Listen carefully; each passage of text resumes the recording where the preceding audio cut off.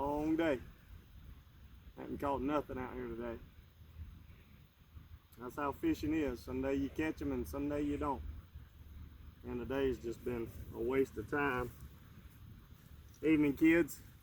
Pastor Jeremy here, fishing, trying to make the most of the day. Seems like I've just wasted a lot of time though.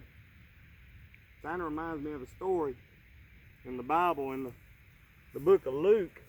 I always bring this with me. You never know when you're going to need it.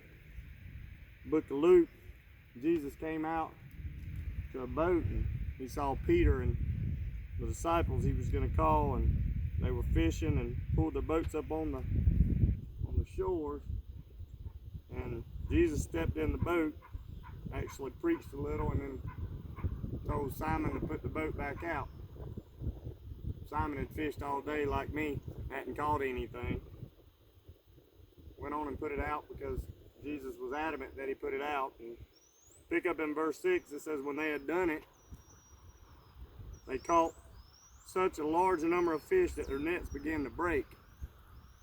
So they signaled their partners in the other boat to come and help them, and they came and filled boats so full that the boats began to sink. So they went from not having anything without Jesus to having an abundance with Jesus. When Simon Peter saw this, he fell at Jesus' knees and said, "Go away from me, Lord, I am a sinful man."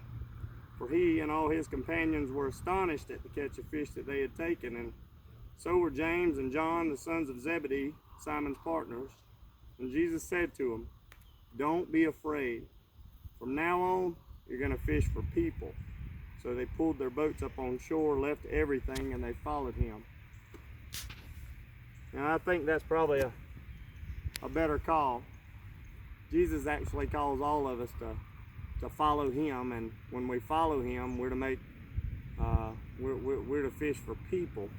Okay, what he means by fish for people is we're to share the gospel. We waste so much time doing things that don't really matter, and Jesus has called us to go out and preach the gospel.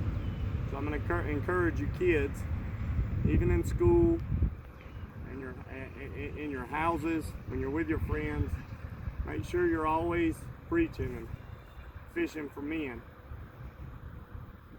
There's a huge reward in that call. Thank you for watching, and I pray that you'll be back with us tomorrow for devotion number 3. Thank you.